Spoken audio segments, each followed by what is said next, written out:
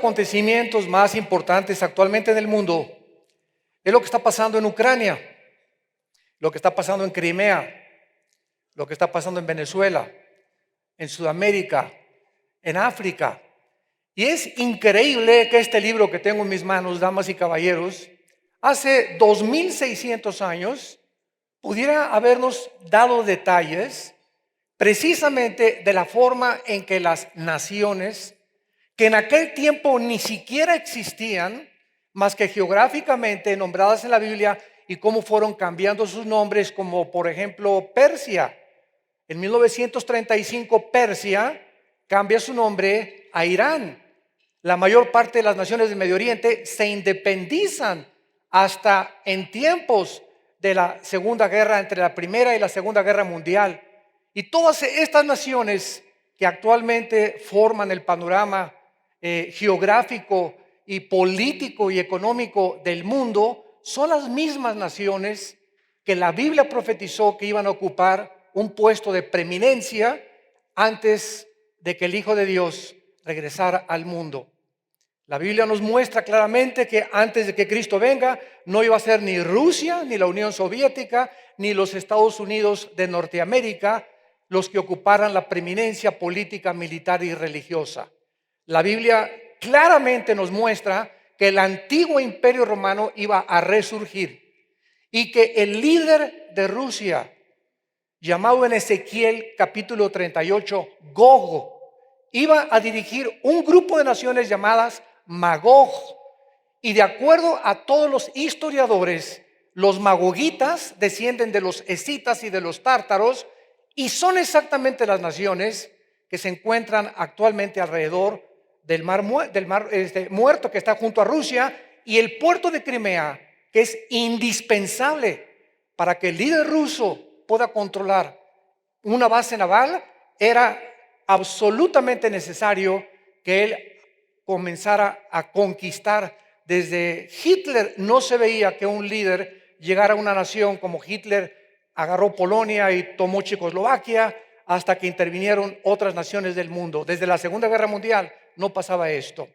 Este hombre, el líder de Rusia actualmente, de un plumazo ya borró la geografía del ser humano.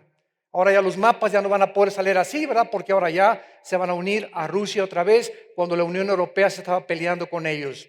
Pero todas estas situaciones a nuestro alrededor, hay muy poca gente que está consciente, porque pues todos están viendo las telenovelas, todos están viendo, ¿verdad? Lo que está pasando en el mundo, y que el gordo y la flaca, y que esto y que el otro, y comenzamos a darnos cuenta que el mundo está perdido totalmente en una nube, en una ilusión, donde están viviendo la irrealidad, que no es la realidad. La realidad es completamente diferente.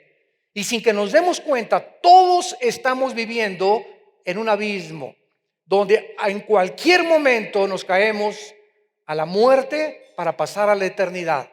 Todos nosotros caminamos por una línea demasiado delgada, sin darnos cuenta de que hemos venido a este mundo temporalmente. Tú no sabes, ni yo tampoco sé, si hoy en la noche vamos a vivir.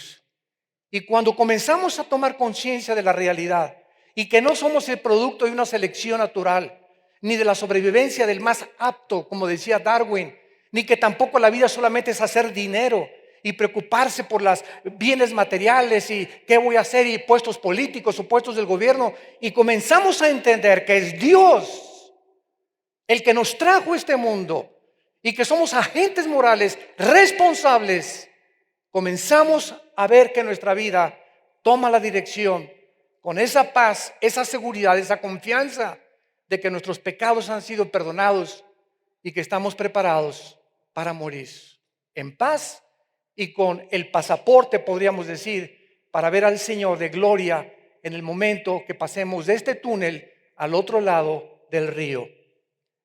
En la Biblia encontramos a un hombre que, de acuerdo a los escritores, fue el más sabio que ha existido. De acuerdo a la Biblia, no ha habido una persona más sabia, desde luego, excepto Jesucristo, que el rey Salomón. El rey Salomón fue un hombre que participó, tenía 700,000 mujeres. No les pregunto a cuántos hombres levanten la mano que quisieran ser el rey Salomón. ¿verdad? Pero la mayor parte de los seres humanos creemos que no es suficiente tener a una esposa. La mayor parte de los seres humanos creemos que debemos de buscar una carrera. ¿Cuál es la carrera donde podemos hacer más dinero? ¿Cuál es la carrera donde podemos relacionarnos mejor? ¿Cómo puedo llegar a la cúspide del poder y a la silla y sentarme en la silla presidencial? ¿De qué manera puedo yo abrirme paso haciendo a un lado mi familia, mi moral y mis convicciones éticas? Y esta manera de pensar es la que el rey Salomón tuvo durante mucho tiempo, habiendo conocido a Dios. Y él escribe en su libro de Eclesiastés, en sus últimos años, donde Dios le concede escribir este maravilloso libro, de los más profundos que hay en los 66 libros que forman el compendio bíblico, y comienza en el capítulo 1, versículo 2 y 3, a darnos la conclusión y la perspectiva. Después de haber participado de cantores, de cantoras, de mujeres, de su trono era de oro puro, tenía personas que lo alababan, no había nadie más sabio que él. La reina de Saba vino desde lejísimos para sentarse a sus pies y oír la sabiduría con la que él podía solucionar los enigmas y los misterios más profundos de aquella época. Y después de todo eso que vivió Salomón, dice: ¿qué provecho tiene el hombre de todo el trabajo con que se afana? Vanidad de vanidades, dijo el predicador, vanidad de vanidades, todo es vanidad. En el capítulo 2 dice: dije yo en mi corazón, ven ahora, te probaré con alegría y gozarás de los bienes. Mas he aquí también esto era vanidad. A la risa le dije, enloqueces, y al placer, ¿de qué sirve esto? No cabe duda que este análisis de este hombre es profundo, es dramático y absolutamente realista, porque por más que nos esforcemos en alcanzar y entender el significado y el propósito por lo cual vivimos y sacamos de la ecuación a Dios, jamás podremos realizarnos como seres humanos, porque no fuimos creados para encontrar en este mundo nada de lo que estamos buscando si hacemos a Dios a un lado de nuestras vidas.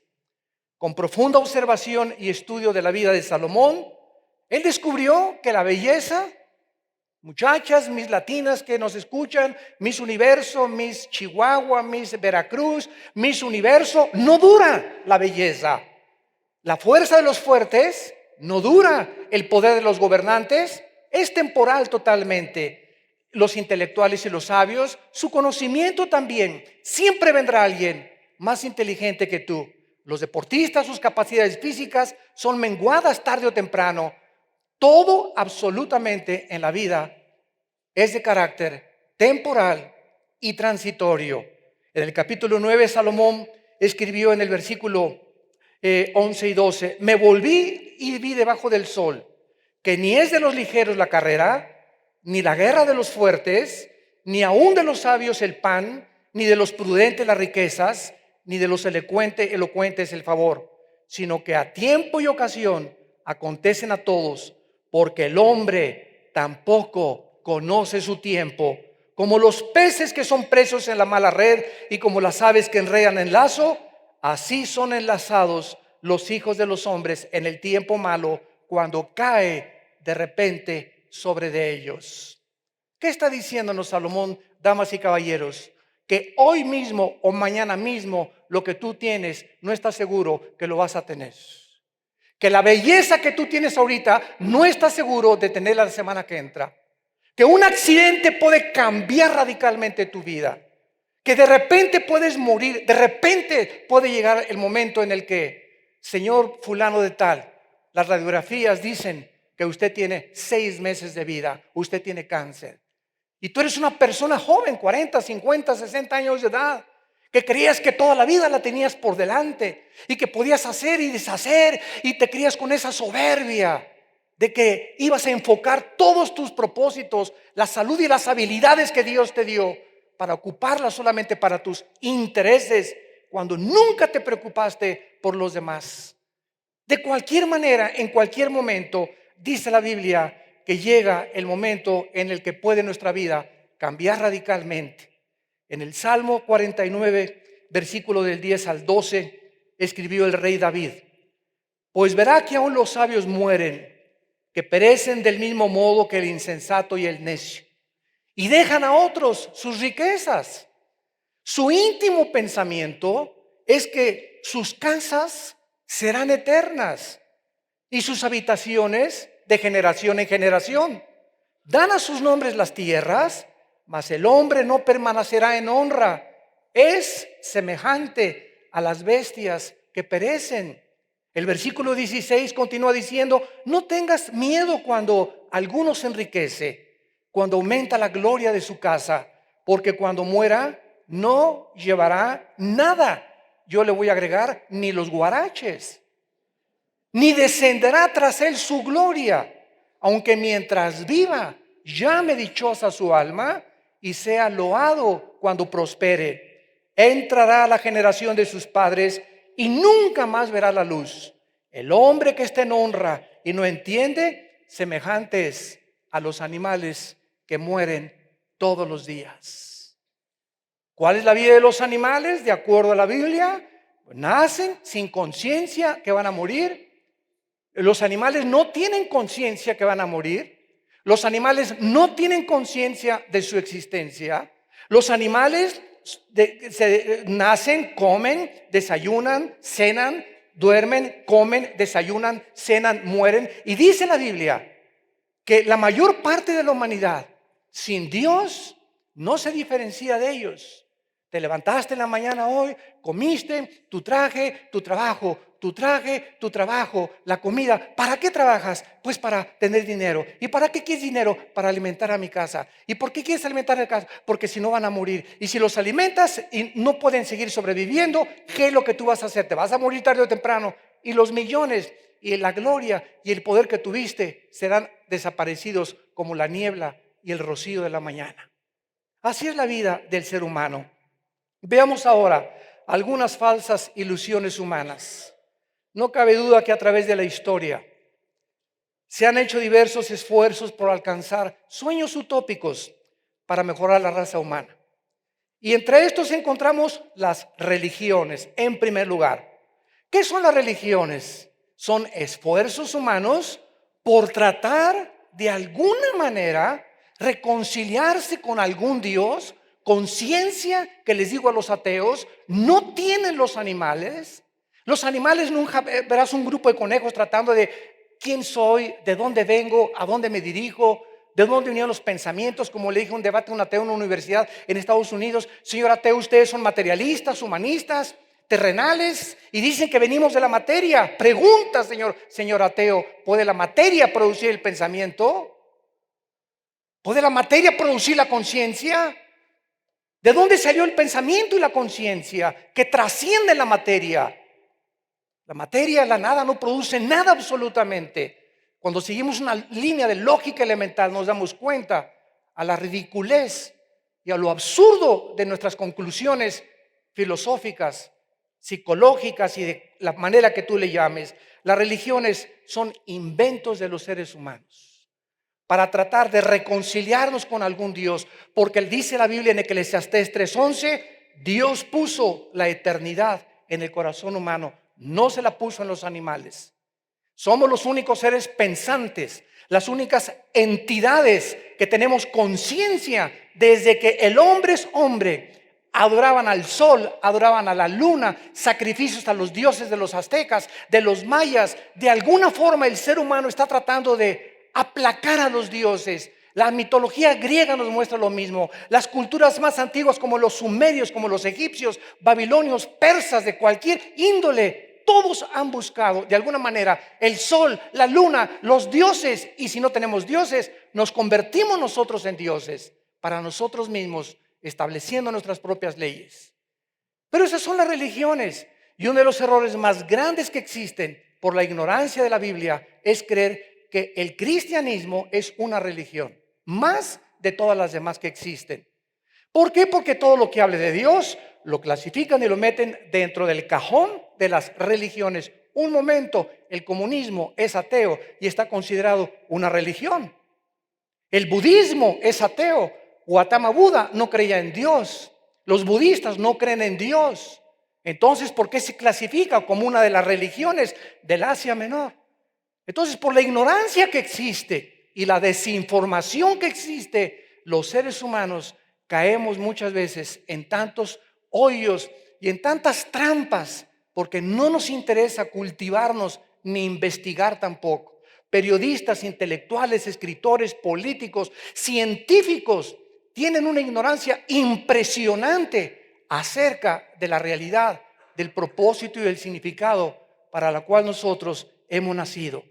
Todas las religiones, sin excepción, no han podido dar respuestas a tres interrogantes. Ninguna religión, ¿de dónde venimos? Consulta el budismo, consulta el judaísmo, consulta los libros de los mayas, consulta el Tripitaka de Buda, consulta los Vedas de los persas, consulta el Corán del Islam. Ningún libro sagrado nos dice de dónde venimos. Ninguno.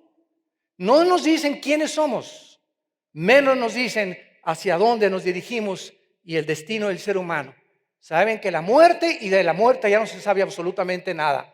Venimos a la Biblia, este libro maravilloso, en el cual lo agarran y lo meten y lo encajonan, repito, dentro de todas las religiones. Toman a Cristo y lo ponen junto a todos los líderes iluminados. Con Mao Tse y lo meten hasta con los ateos, con el Che Guevara, fue un gran revolucionario, fue esto y fue el otro. Todo lo hacemos en la misma olla, un puré, una ensalada, un pozole de religiones. Pero cuando comenzamos a estudiar la Biblia, nos damos cuenta que es el libro de los libros. El libro más antiguo de la humanidad. El libro que contiene los registros más antiguos de historia, de geografía, de genética, de biología, de antropología, de psiquiatría, de psicología, de biología, de física, de la disciplina mental de literatura, de poesía. El libro al mismo tiempo más controvertido. Ningún cantante de los famosos que hay ahorita lo ves en sus shows con el Corán, escupiendo al Corán, ni echándole sangre al Corán. Ninguno de los cantantes famosos que hay de los grupos de rock satánicos, nunca los verás hablando mal de Buda ni de Mahoma. El objeto del odio del mundo es Cristo y la Biblia, el cristianismo. Como les dije una vez, le preguntaron una vez a la cantante Madonna que por qué traía crucifijos colgando, que si era muy religiosa. Ella contestó, no, simplemente me gusta traer hombres desnudos junto conmigo. Entonces todo este deterioro, toda esta falsificación que se ha hecho de la Biblia es precisamente por la misma razón, porque hay poderes, dice la Biblia, invisibles, damas y caballeros, de maldad. Hay criaturas, entidades malévolas a nuestro alrededor que no pueden nuestros cinco sentidos percibir más que a través del Espíritu, que tienen la intención de desviar tu vida y dirigirla al infierno y quitarte la razón y el propósito por el cual naciste, creyendo que tú naciste y vives solamente para esta vida. Entonces nos damos cuenta que las religiones no ayudan a nadie. Simplemente es un paliativo, una panacea para pasar un tiempo temporal, darte golpes de pecho y matar tu conciencia.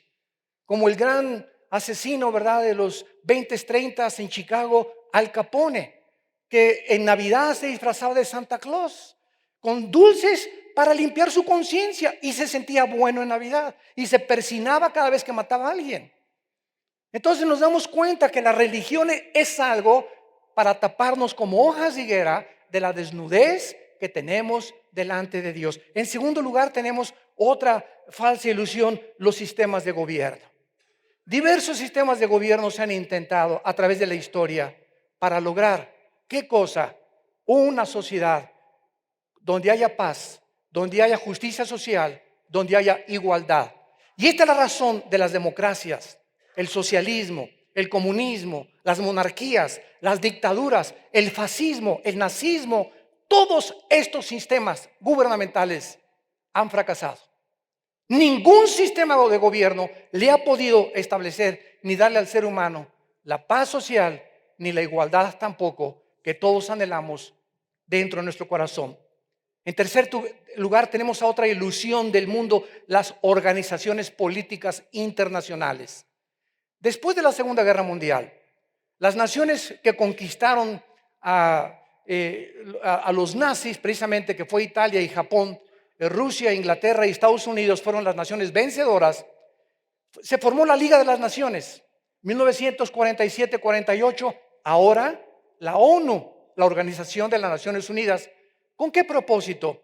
Evitar las guerras. Estaban tan asqueadas las naciones después de la Segunda Guerra Mundial, de lo que vieron del nazismo y del fascismo de Benito Mussolini en Italia, que fundaron y se unieron las naciones para poder determinar que ya tenía que hacer algo para evitar la guerra. Sin embargo, después de la Segunda Guerra Mundial han habido 267 revoluciones, golpes de Estado, guerras civiles por todos lados, y de acuerdo al Instituto para la Investigación de la Paz en Suecia y Estocolmo, en los aproximados 6,000 años de historia del ser humano hemos tenido 25 años de paz. Cuando le preguntaron a Winston Churchill, el gran ministro y estadista inglés, que qué pensaba él del ser humano, dijo: el ser humano es el ser de las guerras. En 6,000 años de historia, 25 años de paz hemos tenido. La historia humana es una historia de guerras continuas unos contra otros. Hijos contra padres, padres contra hijos, esposos contra esposas, esposas contra esposos, el pueblo contra los gobiernos, el gobierno contra el pueblo, explotando a los pueblos, las naciones contra las naciones, en una sed insaciable de conquista, de colonialismo, de invasión, de posesión, de poder controlar y dominar. Y estas son precisamente las palabras que hace 2000 años el Señor Jesucristo les dijo a sus discípulos en Mateo capítulo 20, versículo 25. Llamando a los discípulos, les dijo Jesús: los gobernantes de las naciones se enseñorean de ellas, y los que son grandes ejercen sobre ellas control, poder, dominio o potestad. Mas entre ustedes no debe ser así, sino que el que quiera hacerse grande entre ustedes será vuestro servidor, y el que quiera ser el primero entre ustedes, que sea vuestro siervo. Como el Hijo del Hombre no vino para ser servido, sino para servir y dar su vida en rescate por muchos. Damas y caballeros santos de Dios, ustedes que nos ven también a través de los medios de comunicación masivos, el Hijo de Dios, siendo igual a Dios, estando en la misma posición que el Padre, baja al mundo y se pone en una posición de siervo, no solamente de Dios, de siervo de nosotros, de su creación. Porque por Cristo fueron hechos los cielos y la tierra. Ese hombre que dio su vida en esa cruz era el creador de todos nosotros, de la vida y del universo. Y viaja al mundo. ¿Y dónde nace? Nació en el hospital fulano de tal, ahí en el periférico, con médicos y con pediatras y con los... No, en un humilde pesebre. No encontraron lugar donde iban a ser el Hijo de Dios, con animales junto con él. Y toda su vida crece como un carpintero. Y se hinca antes de morir y les lava los pies a sus discípulos. Ni Buda, ni Mahoma, ni Mahatma Gandhi, ni ningún otro líder en la historia ha podido reflejar el carácter y la personalidad que él reflejó, con un control absoluto psicológico de su vida, de Dios el Padre. Cuando tuve un debate con un psicólogo diciéndome que Cristo era un neurótico, le dije: permítame, estudie el perfil psicológico de Jesús, lea los evangelios y dése cuenta que ese hombre, aún en la cruz, en los últimos momentos, era dueño totalmente de sus 5 sentidos, y antes de morir, hasta el momento de su muerte, nunca pensó en él mismo. Mujer, he ahí tu hijo. Juan, he ahí tu madre. Muriendo en la agonía del sufrimiento y de la tortura, estaba fundando la familia de Dios, en lugar de estar pensando: cuánto estoy sufriendo, ya no me estén molestando. ¿Qué ejemplo tenemos nosotros en el Hijo de Dios?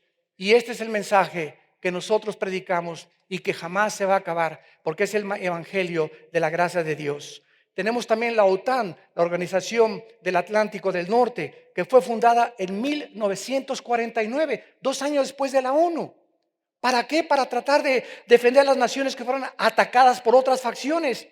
¿Y qué pasó ahora que llegó Rusia y se metieron ante los ojos de todo el mundo? Se meten a Ucrania y vengan para acá, ustedes son de nosotros, y el mundo esperando así, viendo quién le entra, quién da el primer paso. Nadie, ni la OTAN, ni las Naciones Unidas, ni Estados Unidos, nadie se ha atrevido a intervenir y defender a la mitad de las personas en Ucrania que no son rusas, ¿verdad? El 60% son rusos, en Crimea también, y la otra fracción que no quieren adherirse a Rusia, ni siquiera les hacen caso. ¿Qué ha pasado en Siria? Todos los días vemos en Siria, los niños están muriendo de hambre porque no pueden ni siquiera entrar los alimentos a Siria, de tantas bombas y de tantas cosas que están pasando. Las Naciones Unidas, la OTAN, ¿qué están haciendo? Absolutamente nada. Damas y caballeros, son problemas que van más allá de la capacidad humana para resolverlos.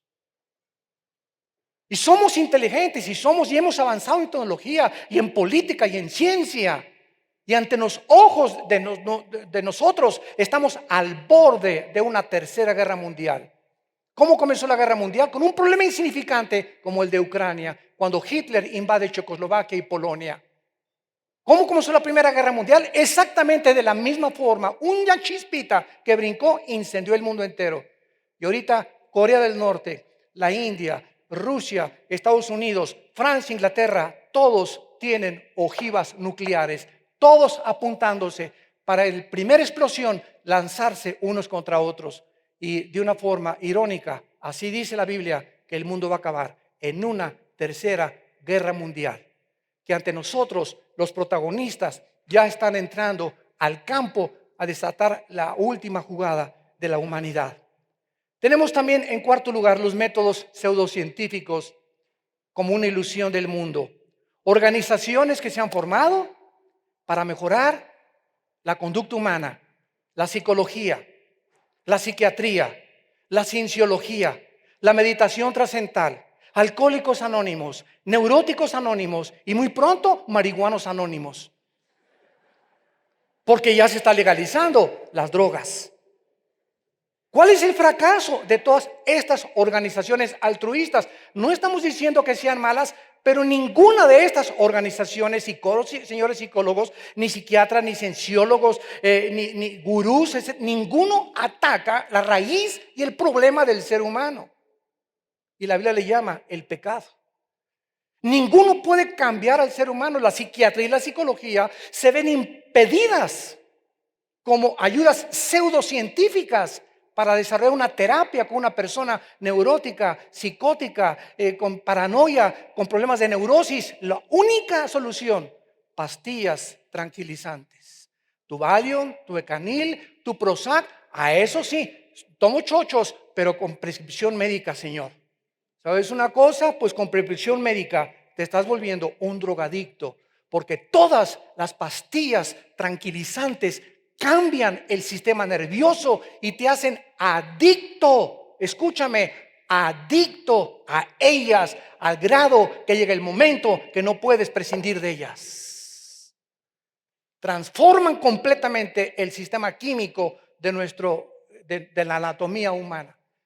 Todas estas organizaciones están haciendo el esfuerzo para Alcohólicos Anónimos, te quita el alcohol, pero sigue siendo borracho, parrandero y jugador. Y Neuróticos Anónimos te quita la neurosis, pero sigues con tu corazón y con tu rencor. Si Dios nos hubiera creado y nos hubiera dicho, hagan lo que puedan mis chiquilines, pórtense bien y nos vemos en el cielo, pero llegamos a la Biblia y dice Jesucristo, yo soy el camino, la verdad y la vida, nadie va al Padre si no es por mí. Nadie va al Padre si no es por mí. ¿Qué palabras? Son las que cambiaron mi vida hace 35 años. Unas palabras radicales. Ni Buda, ni Krishna, ni Mahatma Gandhi, ni nadie, ni el Dalai Lama se han atrevido a decir esto. Ni los papas, ni los Abraham, ni los patriarcas de Israel. Solo Jesús dijo eso. El que me conoce a mí, dijo Jesucristo, ha visto al Padre. Y por eso lo crucificaron. porque rechazaron la luz y la verdad, porque los hombres, dice la Biblia, aman más las tinieblas que la luz. ¿A quién quieren? Les dijo Pilatos cuando pusieron a Cristo molido, ensangrentado, y pusieron a Barrabás, un asaltante, secuestrador, violador, asesino y ladrón. ¿Qué gritó el pueblo? Barrabás, suéltenlo, crucifíquenlo, crucifíquenlo. ¿Acaso ha cambiado la humanidad? ¿Acaso cuando tú escoges y rechazas a Cristo, no estás otra vez transportándote al pasado y diciendo, yo estuve cuando dijeron, suelten a Barrabás? Cada vez que tú tomas una decisión en contra de Jesucristo, te pones de los partidarios de Barrabás y te vuelves de las personas que crucificaron a Cristo, culpable de tus pecados, sin aceptar el perdón que desde la cruz Él nos quiere impartir. Tenemos también las filosofías humanistas. La mayoría de las filosofías actuales argumentan, escuchen esto, el 98% de las universidades, Harvard, Yale, Hopkins, Oxford, la que tú me menciones, el 98% de las universidades en el mundo no creen que exista una norma absoluta para la verdad. Todo es absolutamente relativo. Tú piensas esto, bueno, sigues. Tú piensas eso, tú sigues esas cosas. No me vengas a decir tu verdad. Esta es mi verdad, esa es tu verdad. Mira, yo soy homosexual y tú no eres homosexual. No te metas conmigo. Tú es tu verdad, para mí es mi verdad. Yo soy feliz siendo homosexual y tú no eres feliz siendo homosexual. Sigue tú tu camino, déjame mi camino. Como cuando el presidente Reagan fue entrevistado en un aeropuerto en Nueva York y un periodista dijo al presidente Reagan, ¿qué piensa del homosexualismo? Y él contestó, no me importa ni me interesa qué puedo pensar yo ni nadie. La Biblia dice, los homosexuales no heredarán el reino de Dios. Y el peor ataque que hay ahorita a la familia son los matrimonios gays. La familia está a punto de ser desintegrada ante nuestros ojos y nos estamos acostumbrando y estamos aceptando que es normal. Y ya hay revistas, películas y todo que están exaltando esto y luego risas y bodas y es increíble a la depravación a la que el ser humano se está hundiendo. Ante los ojos que nadie dice nada, ni acusa ni pone un dedo, porque es otro estilo de vida. La Biblia dice que es pecado. No es lo que piensen los psiquiatras, ni los psicólogos, ni los políticos, ni nadie. Nadie tiene derecho a hablar del sexo más que el creador del sexo. Entonces no hay sexólogos, ni la doctora Corazón, ni fulano de tal, ni en la televisión. El único que sabe cómo funciona el sexo, para qué es el sexo y para qué Dios nos dio el sexo, es Dios. Y en la Biblia encontramos las normas por las cuales Dios dice, huyan de la inmoralidad. Cualquier otro pecado que el hombre cometa es fuera del cuerpo, mas el que fornica contra su propio cuerpo peca. Y las consecuencias son graves, sobre todo el adulterio dentro de los matrimonios. Lo más grave que puede desintegrar un matrimonio es el adulterio. Y tenemos también la erradicación de la pobreza. Todos los candidatos de todos los partidos en todo el mundo, cuando son propuestos para ocupar puestos de diputados, senadores, presidentes, gobernantes, hacen promesas, vamos a acabar y vamos a combatir con la pobreza. ¿Sí? ¿Qué dice la Biblia acerca de la pobreza? ¿Es el problema del ser humano la pobreza? Es la razón por la cual muchos ideólogos utópicos están tratando de desarrollar programas para la pobreza, y cuando acabemos con la pobreza se soluciona el problema del mundo. La Biblia aboga por la caridad y la compasión y la misericordia hacia los pobres, claro que sí, pero nunca la Biblia, damas y caballeros, aboga o percibe la pobreza como una esperanza utópica que será erradicada mediante esfuerzos humanos o sacrificios humanos. En uno de los episodios en Juan capítulo 12, donde el Señor Jesucristo se acercó a una mujer pecadora, y esta mujer traía un perfume carísimo que tal vez podríamos decir con la moneda actual que tenemos nosotros costaría en nuestros tiempos 10,000 pesos ese perfume. Dice en los versículos del 3 al 8 que María tomó una libra de perfume de nardo puro, de mucho precio, dice el Espíritu Santo, y ungió los pies de Jesús. Y una vez que ungido los pies de Jesucristo, se enjugó con sus cabellos y la casa se llenó de olor del perfume. Y uno de sus discípulos, ¿quién creen? Judas Iscariote, hijo de Simón, el que le había de entregar, dijo las palabras siguientes: ¿por qué no fue este perfume vendido por 300 denarios y dárselo a los pobres? Es la voz de los Judas del siglo XXI. ¿Por qué no se venden todos los ricos lo que tienen y se lo dan a los pobres? Fue el sueño utópico, lo vamos a ver más adelante, de Carlos Marx. Creer que el proletariado, ¿verdad?, necesita vencer a la clase burguesa, porque la sociedad es una lucha de clases, y cuando se mejore la clase del proletariado, la sociedad va a ser feliz. Y estas son la razón de todas las revoluciones que han existido en la historia humana. ¿Por qué no se vende esto y se regala a los pobres, como diciendo, este es el problema de la humanidad? Jesucristo dijo, versículo 7, déjala para el día de mi sepultura, ha guardado esto, porque a los pobres siempre los tendrán entre ustedes, mas a mí no me tendrán para siempre. Cristo fue profético. Nunca los esfuerzos humanos, políticos, altruistas ni gubernamentales, damas y caballeros, políticos que nos escuchan, nunca nadie podrá acabar con la pobreza hasta que Él regrese. ¿Por qué? Porque el hombre y la naturaleza caída del ser humano es demasiado egoísta, demasiado avaricioso.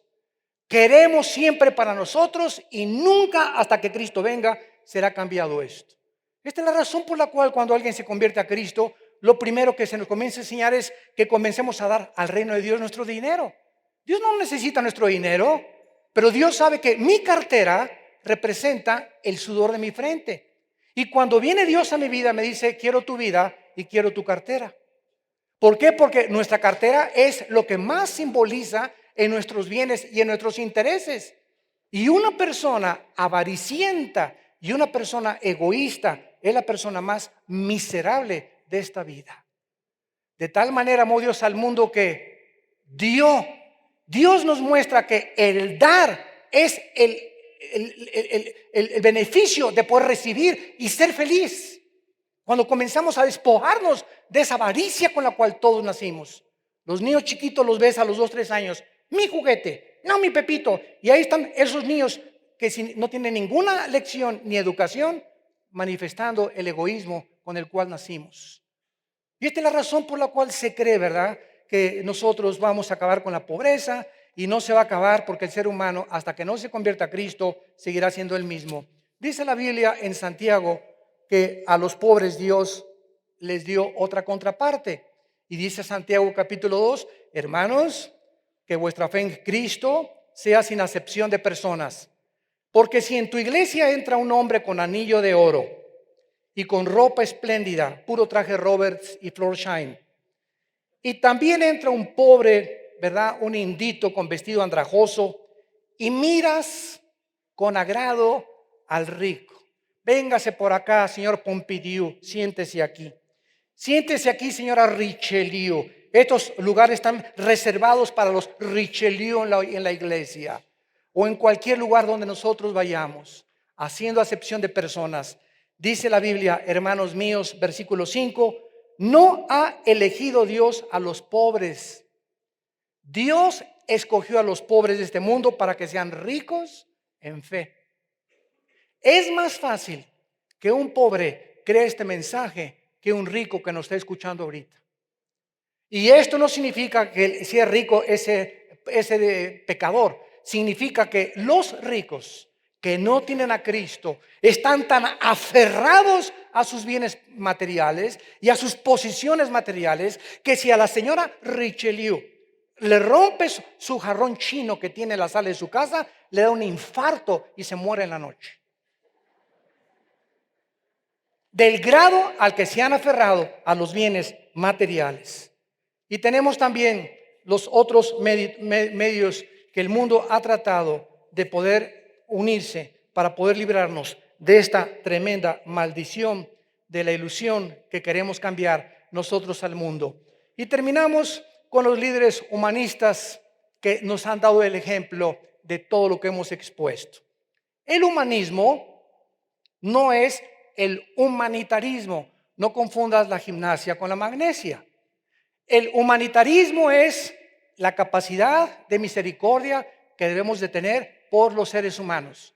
El humanismo, apúntalo, es la filosofía que enseña que el hombre es la medida de todas las cosas, que el ser humano es capaz por él mismo, sin tomar en cuenta a Dios, de descubrir su origen, su identidad, su destino y establecer en el mundo la paz y la igualdad social. Eso sí, Virgen del Socorro, cuando venga la época de Acuario, cuando vengan los gurús y cuando vengan los extraterrestres.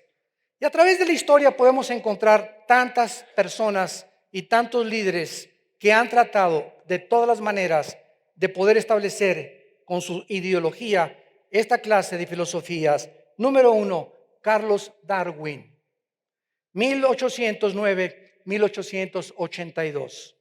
Naturalista inglés, biólogo, postuló lo siguiente: todas las especies de los seres vivos han evolucionado con el tiempo a partir de un antepasado común mediante un proceso que se llama selección natural.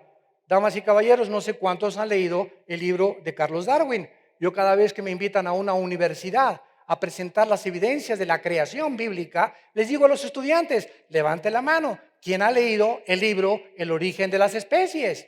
Los pocos estudiantes que levantan la mano, les pregunto: ¿en alguna parte del libro Darwin dice cuál fue el origen de las especies? ¿Cómo es posible que yo titule un libro El origen de las especies cuando ni siquiera menciono en ninguna parte del libro el origen de las especies?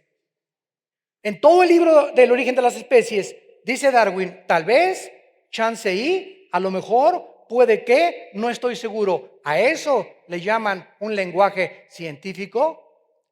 Pero es importante que nosotros establezcamos este patrón, porque después de Carlos Darwin, su filosofía, su ideología de este hombre influyó a todos los ateos del siglo XX. Carlos Marx le siguió, 1818 y en el 83, alemán ateo, comunista, conocido como el padre del socialismo científico y del comunismo moderno. ¿Qué pensaba Carlos Marx?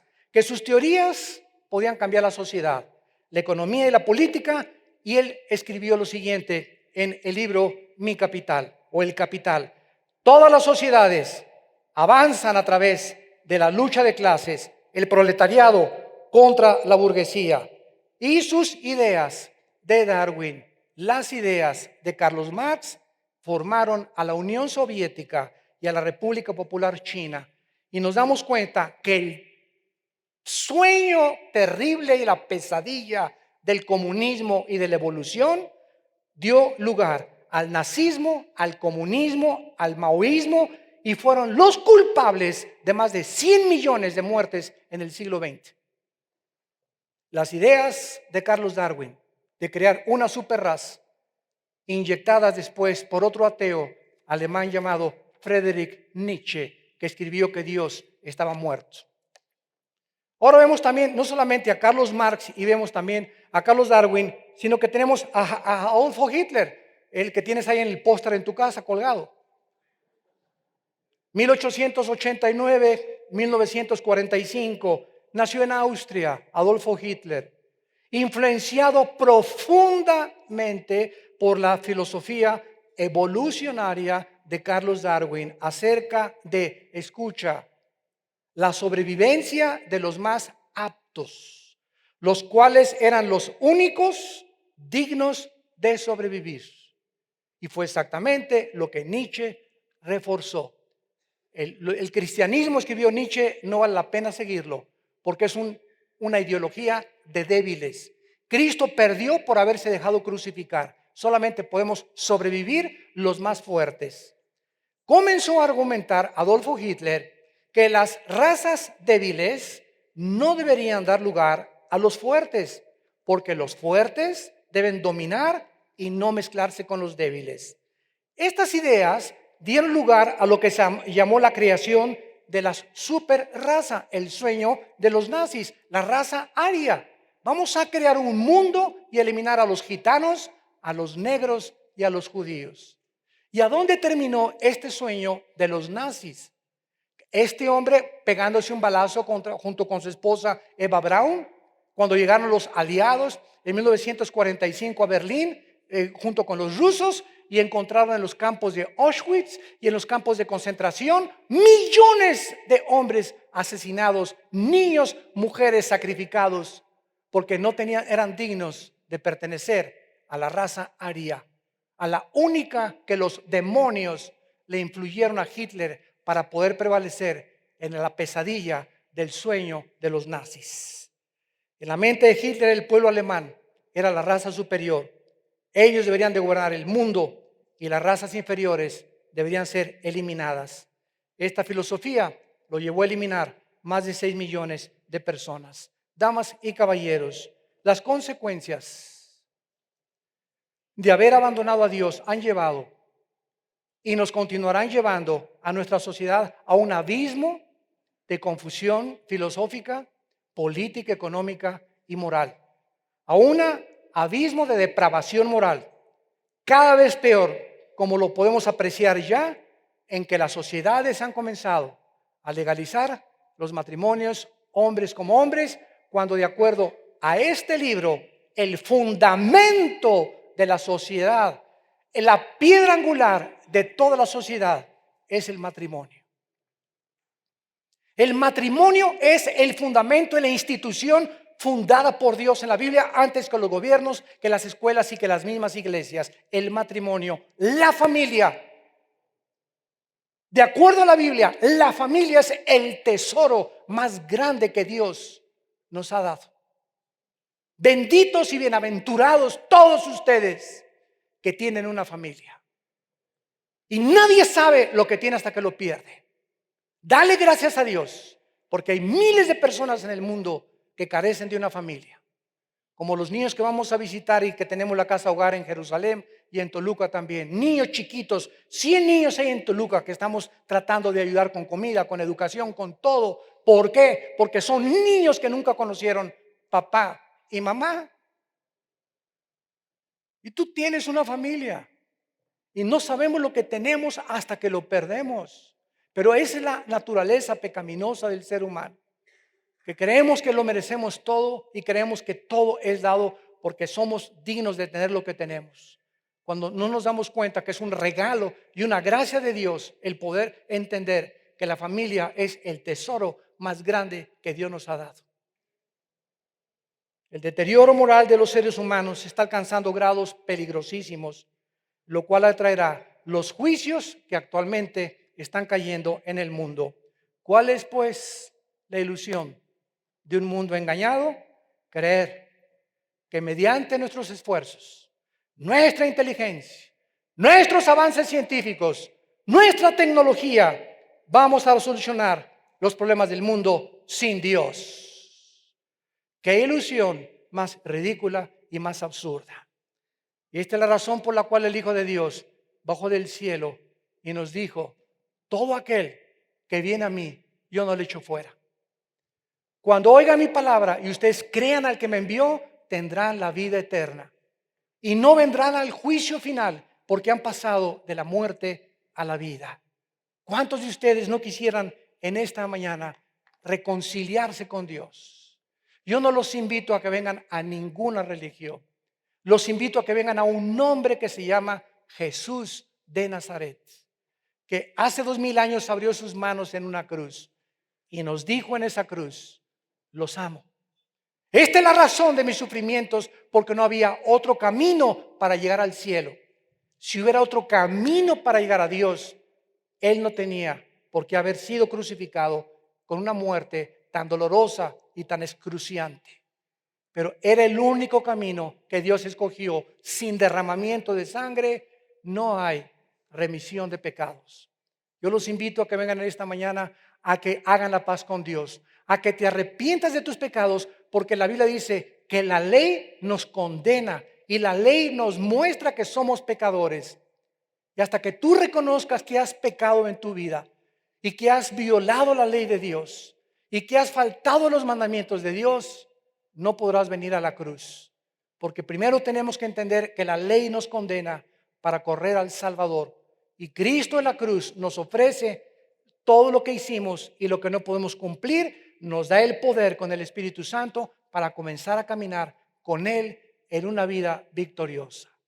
Los invito a todos ustedes en este momento a que inclinen su cabeza por algunos instantes, los que gustan, y que digan estas palabras: a ese Dios que te ama con amor eterno, a ese Dios que dio a su Hijo en nuestro lugar, a ese Dios que de una sangre ha hecho a todos los habitantes de la tierra para que lo busquemos y para que descubramos que es una ilusión vana, hueca, carente de sentido vivir sin Él. Él es la razón por la cual tú respiras en esta mañana. Él es la razón por la cual Él te ha traído para que le conozcas de una forma personal, le abras tu vida, te arrepientas de tus pecados y le entregues tu corazón. Si en esta mañana tú quieres abrirle ese corazón a Dios que aún desconoces y que tal vez ni siquiera te imaginaste que fuera tan real, dile estas palabras con toda tu alma, con todas tus fuerzas y con toda tu mente: mi Señor y mi Dios, te pido perdón por mi vida. Te pido perdón por la ilusión que he querido vivir, hacer mi vida, planes y metas sin tomarte en cuenta en mis pensamientos. Perdóname. Creo que en esa cruz, a través de la sangre que derramaste, pagaste con ella mis pecados. Creo también que a los 3 días, Señor Jesucristo, venciste la muerte y resucitaste de entre los muertos para manifestarme que hay vida después de mi vida. Cuando yo muera, reinaré contigo y me estarás esperando con tus santos ángeles, y enjugarás mis lágrimas, y descubriré en ese momento que valió la pena haber creído en el nombre del Hijo de Dios. Ahora, Jesús, entra a mi corazón. Te recibo como mi Señor y mi Salvador. Dame el poder de tu Espíritu Santo para tener el poder de vivir para ti y nunca avergonzarme de ser llamado tu hijo y tu hija para tu gloria eterna. Amén.